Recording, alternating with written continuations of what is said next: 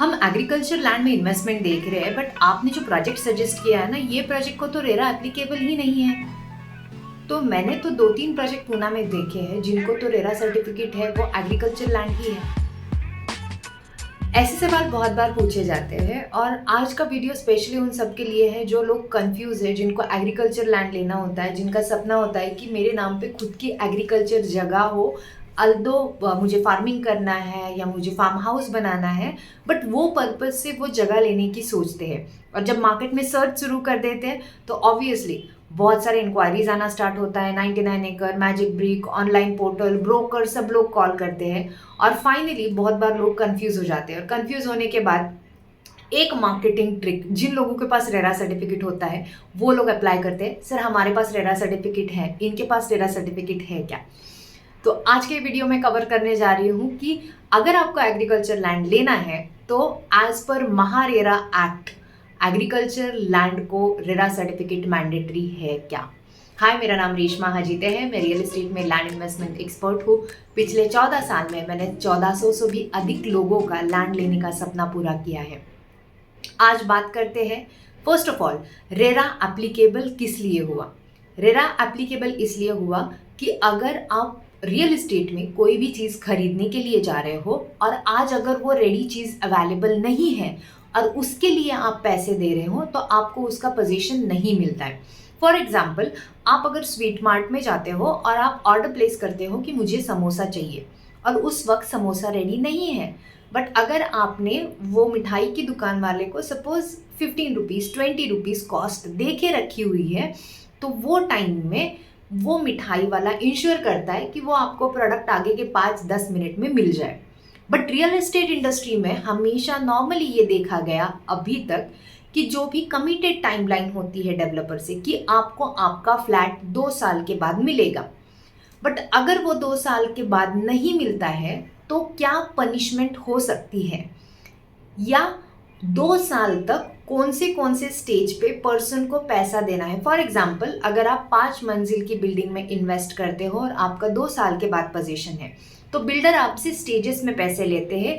उसी तरह से डेवलपर की भी जो बिल्डिंग का प्रोग्रेस है वो उतने ही प्रोपोर्शनेट होना चाहिए, और अगर वो नहीं होता है तो बायर करके आप वहाँ पे डायरेक्टली केस फाइल कर सकते हो, या फिर अगर आप कोई प्रोजेक्ट देख रहे हो और उसके आपको टाइमलाइन समझ के देने हैं तो आप जाके डायरेक्टली रेरा की वेबसाइट पे देख सकते हो। सो मोर ऑफ अ रेरा, ये बिल्डर एंड बायर ये दोनों के बीच में ट्रांसपेरेंसी लाने वाला लॉ है। बट ये लॉ एप्लीकेबल है जब प्रोडक्ट रेडी नहीं है। अगर आप देखते हैं एग्रीकल्चर लैंड लेने के लिए जाते हैं तो यहाँ पे आप देख सकते हैं नोटिफिकेशन के हिसाब से कोई भी लैंड अगर एग्रीकल्चर है तो उसको रेरा एप्लीकेबल नहीं है, क्योंकि एग्रीकल्चर लैंड का इमीडिएट सेल डीड होता है। यानी स्वीट मार्ट में समोसा रेडी है, आपने 15 रुपए दिए और आपका समोसा घर लेके आए। एग्रीकल्चर लैंड में कोई भी इस तरह का डिले नहीं होता है जहाँ पे आपने पैसे दिए और आपको पोजीशन नहीं मिला। इसीलिए एग्रीकल्चर के प्रोजेक्ट के लिए रेरा एप्लीकेबल नहीं है as per the rule. But market में ऐसे प्रोजेक्ट क्यों घूम रहे हैं जहाँ पे लोग रेरा अप्रूवल ले रहे हैं, और उन प्रोजेक्ट्स को रेरा अप्रूवल मिल कैसे रहा है? पुणे मार्केट में करंटली 2 प्रोजेक्ट ट्रेंडिंग है जिन लोगों का प्रोजेक्ट एग्रीकल्चर है।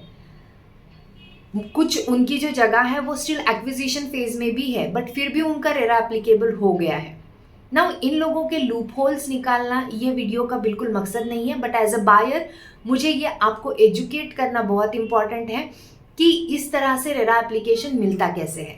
ना सी, रेरा एप्लीकेशन प्लॉटेड डेवलपमेंट को तभी मिलता है जब आप एग्रीकल्चर टू नॉन एग्रीकल्चर कोई कन्वर्जन के लिए जा रहे हो, और ये कन्वर्जन प्रोसेस के लिए माइट भी आपको let's take 5 months 6 months 7 months का टाइम स्पैन लगेगा जो आप रेरा में देते हो। सेकेंडली, एनए होके आने के बाद आप वो प्रोजेक्ट के ऊपर सर्टन डेवलपमेंट करने वाले हो, सर्टन एमिनिटीज देने वाले हो, एंड उस हिसाब से आपने रेरा के अंदर वो लिख के रखा हुआ है। इसीलिए सपोज अगर आपका प्रोजेक्ट 10 एकड़ का है तो उसमें से 2 एकड़ पे आप नॉन एग्रीकल्चर का कुछ आपने ऑर्डर डाला हुआ है। फॉर एग्जाम्पल, आपने रिजॉर्ट एनए करने के लिए डाला है, वो 2 एकड़ के लिए आपको रेरा सर्टिफिकेट मिलता है, ना कि पूरे 10 एकड़ के लिए। बट बहुत सारी कंपनीज प्रोजेक्ट मार्केटिंग ही ऐसा करती है कि पूरा एग्रीकल्चर प्रोजेक्ट है और हमें रेरा सर्टिफिकेट भी मिल गया है, विच इज समवेयर रॉन्ग।